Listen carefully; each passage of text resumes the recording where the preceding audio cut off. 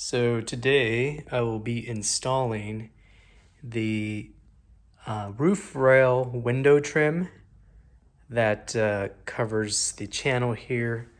There's a gasket that lines all the way to the metal itself, and it attaches either to the roof rail part or the actual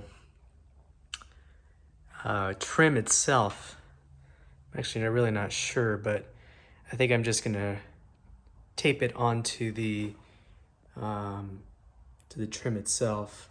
But let's see what it looks like after I install, and we'll show some information on that.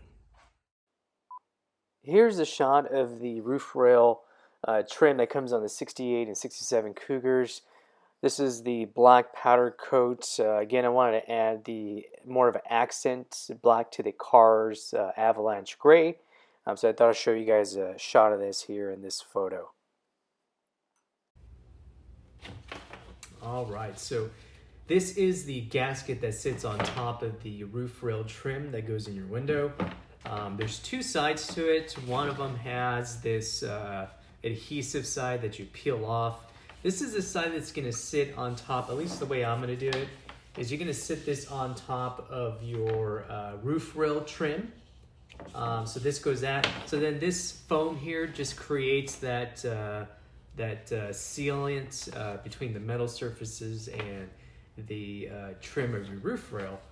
It's a cut to fit size, so just measure it when it's off the car. You're going to have some indentations or spikes within the roof rail trim that fit in some of the square holes of your roof rail. Pretty straightforward. You put this piece on and you're good to go. Just measure twice.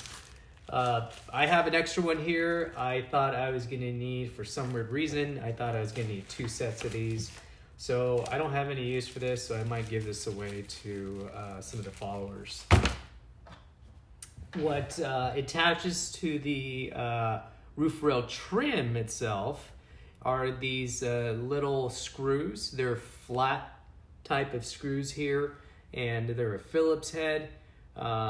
Be extra careful with these. I actually ordered a set plus 6 of them for my 68 Cougar. I just bought them because I remember when I was taking them off from the donor car out in Paso Robles. Shout out to Jeremy on that. I found myself smearing these heads just because there's oxidation in the donor car that I pulled them from, luckily. And the other part of it too is that it's kind of hard in some places to get in and actually put enough pressure to pull those out. Or if you've never taken them apart, like myself, well, it's been years since I've taken mine apart, you don't know how much pressure you really need to do to lock this in place and pull this out. So very, very useful. Get yourself some new sets. West Coast Classic Cougar sells them. Maybe some of the other parts online stores do too as well. I got it from them. The other thing I recommend is this is an impact screwdriver. The way it works is as you push firmly against this, you can smack it with a heavy hammer, and what this does here is it just coils up and it spins it for you.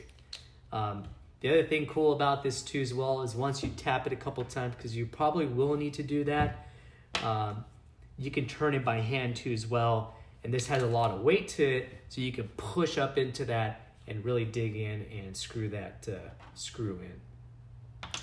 I think that's it I wanted to cover on this part. These are essentially the things that you need to install your roof rail trim.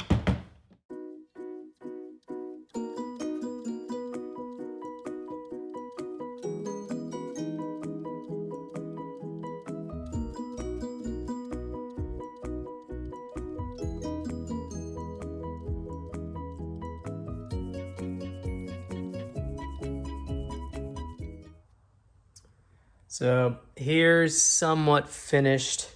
I think I'm gonna end up going at it again, but just wanted to show you guys what it looks like.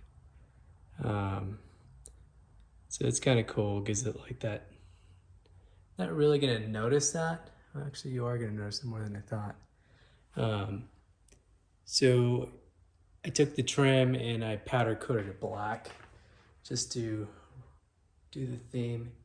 Actually, yeah, it actually shows more than I thought it was due to the drip rails being shaved. But, you know, I ran into a little issue here in this corner. I think what I should have done is maybe pushed it back a little bit more. And maybe that would hug more of the pillar here. This looks all okay. So there's a little gap right there. This is not the original trim off the car, so that might be the issue too as well. But I'm gonna try to make this work. Other than that, everything looks okay. There's not a bolt in here or a screw in here at all. There's no screw here. I just double checked it.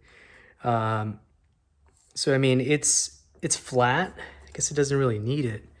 But this gap from this screw to this screw, I might be drilling another one here right in the middle to press it more against that. I don't know if you can actually see that, but I mean, I guess it's fine, but it'd be nice if I can get it snugger around there.